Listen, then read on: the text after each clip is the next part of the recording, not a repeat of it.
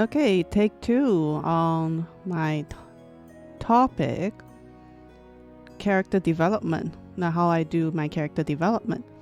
I am going to use Randy, my OC character, as the starting point.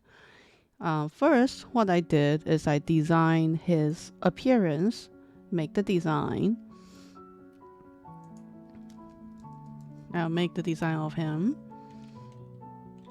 And then I'll pick the personality prototype. At the prototype, you can pick it from existing character. Like in this case, I did pick it from Sonic.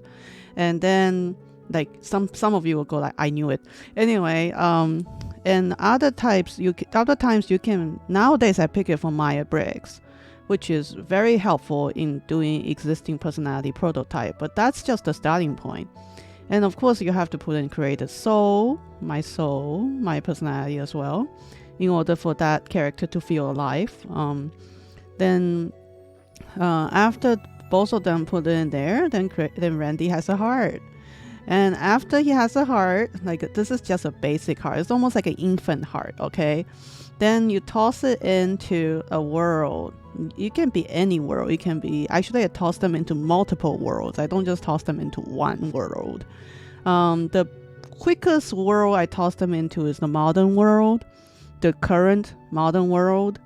And so I have and I also can toss them into Cante, which is my existing ongoing world with all the characters I have already previously created. So toss them into the world. It could be any world. You can borrow somebody else's world if you want, and then have them interact with other characters. It could be the existing characters that you made, or you can toss them into the world with existing character from other worlds, like a fanfic almost.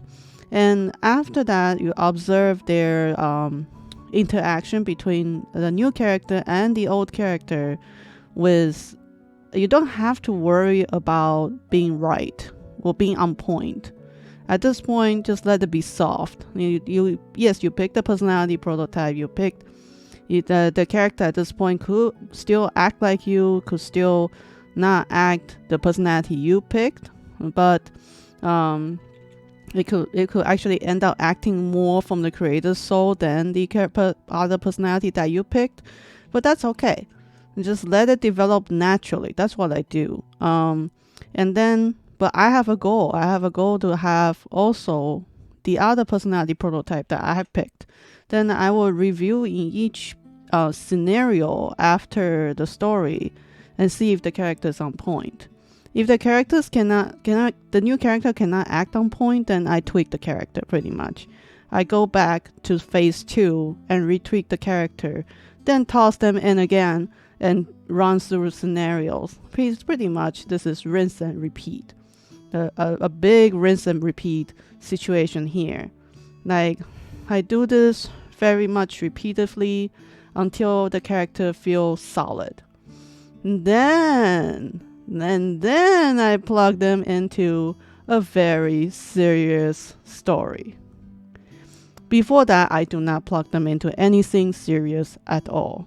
It's always experimental stories. It's always stories for fun, stories that's one shot, nothing serious. The serious story is for developed characters only. If you want main cast, my main cast and my main support cast are always my most developed characters. Okay, so what happened with my not so developed characters? You see my classic character family chart here. My most developed characters are at the top. Actually, there are some secretly developed, very developed characters that I have not revealed yet, so they're grayed out. What happens is the not so developed characters, most of the time, what I would do is I would toss them into minor, almost NPC character roles, like a shopkeeper, like a really background character. I mean, I try to make my background characters not background characters, if you see what I mean. So the good part is, even in those roles, a really good character if the design works, the character should shine anyway, and they will get developed. So that's what I do with new characters, with minor characters. They are actually secretly being also another form of character development. Yeah. There are some characters. I mean, right now I really need bad guys, so all my bad guy characters get developed like super fast. Alright, that will be my short introduction of character development. If there is anything you want me to elaborate on, please leave me a comment. Thank you.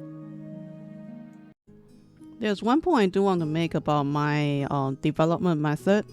While it's very good for making a very in-depth character, running it like that, it's not very good for a balanced development, because I will have very much clear favorites, and I like to reuse my clear favorites over and over again.